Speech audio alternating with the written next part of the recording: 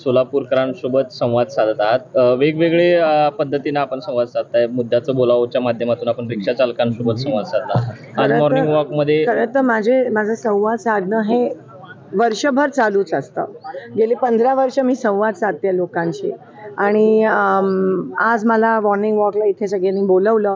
गड्डमजींनी गंजीजींनी ह्या ठिकाणी मला इन्व्हिटेशन दिलं आणि मी सगळ्यांना मला भेटायचा आशीर्वाद घ्यायचा ची संधी मिळाली। एक युद्ध लढत आहे, ही लढाई फक्त माझी नाही, आपल्या सगळ्यांची आहे, ह्यांची आहे। हे शहरात राहतात, हे त्रस्त आहेत।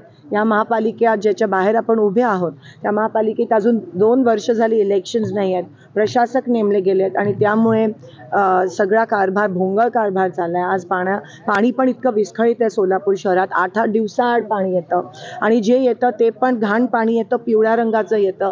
काही ठिकाणी हद्दवाढ असेल, आमचा पूर्व भाग असेल, तिथे रात्री 1-2ला पाणी सोडतात आणि एकंदरीत शहरात पण कोणाकडे बघावं काय। आत्ताचे गृहस्थ म्हणाले आमची ड्रेनेज लाईन झाली नाही आहे, ते दक्षिण त्या ठिकाणी राहतात कारण का प्रशासक आहे आणि नगरसेवकच नाही आहेत, निधी नाही आहे, झोनमध्ये कोणी नाही आहे। तर एकंदरीत हे सगळे प्रश्न किंवा सोलापूर शहरातला जो रोजगाराचा जो प्रश्न आहे, विमानसेवेचा प्रश्न आहे, अजून यांचं टेक ऑफ आणि लँडिंग होतच आहे।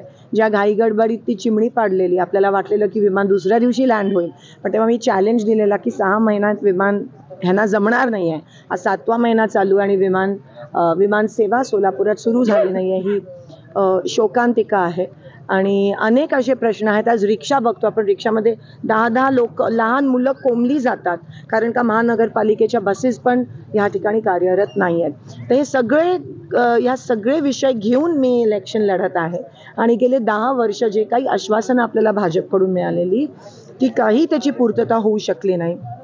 नवख्या लोकांना आणलं, सत्ता दिली, त्यांना कळलं नाही पार्लमेंटमध्ये जाणं ही किती सुवर्ण संधी असते, पण त्या संधीचं सोनं नाही करू शकले दोन्ही खासदार। एवढं मोठं काम ते आपण लोकशाहीच्या मंदिरात जातो आणि आज कालच त्यांच्या भाजपच्या खासदारांकडून संविधान बदलण्याचं ऑन रेकॉर्ड दोघांनी स्पीचेस दिले की आम्हाला संविधान बदलायचं, त्यासाठी राज्यसभेत मेजॉरिटी।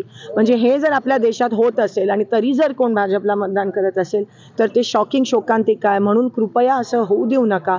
बाबासाहेबांनी दिलेलं संविधान बदलायचं जर कट कारस्थान जर कोण करत असेल तर आपण लोकशाही राहणार नाही यापुढे आणि तो आपल्या सगळ्यांचा म्हणजे शेतकऱ्यांचा त्या ठिकाणी अंततः बघत आहेत कारण का दुष्काळ परिस्थिती आहे, शेतकऱ्यांना पीक विमा नाही आहे, पाणी नाही आहे। 20 रुपयाच्या चपलावर 150 रुपये 50 रुपयाच्या चपलावर 150 रुपये GST लादली जाते।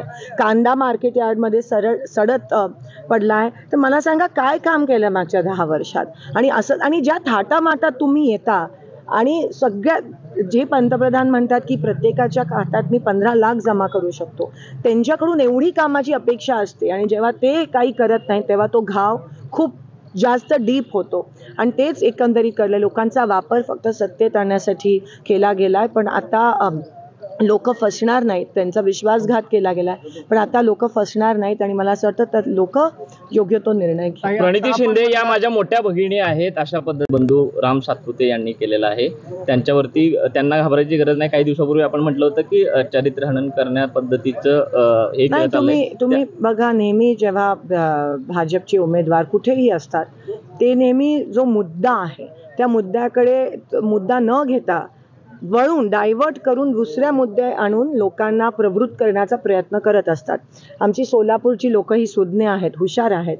तुम्ही इथे येऊन आमच्यामध्ये डिस्टर्ब करू नका आणि मुद्द्यावर बोला की मागच्या 10 वर्ष तुम्ही काय केलं। आपल्याला मोठ्या बहिणीचा दर्जा दिलेला आहे, त्यांनी आपण स्वीकार 100% मी सगळ्यांचीच बहीण आहे आणि लेक काय सोलापूर। काही 10 वर्षात काय केलं असं आपण म्हणा लागला तर विरोधकांकडून ओपन चॅलेंज देण्यात आले आपल्याला की 10 वर्षात काय केलं मोदी सरकारने, ते मुद्द्याचं बोलूयात याबद्दल। ते मी त्यांना चॅलेंज दिलाय, त्यांनी मला नाही दिलाय। मी कॅम्पेन लॉन्च केली की मुद्द्याचं बोला। 100% तयार आहे। कधी देताय तारीख? तुम्ही द्या वेळ, आपण त्यांच्यापर्यंत। मी इकडचीच आहे, मी अवेलेबल आहे 24/7।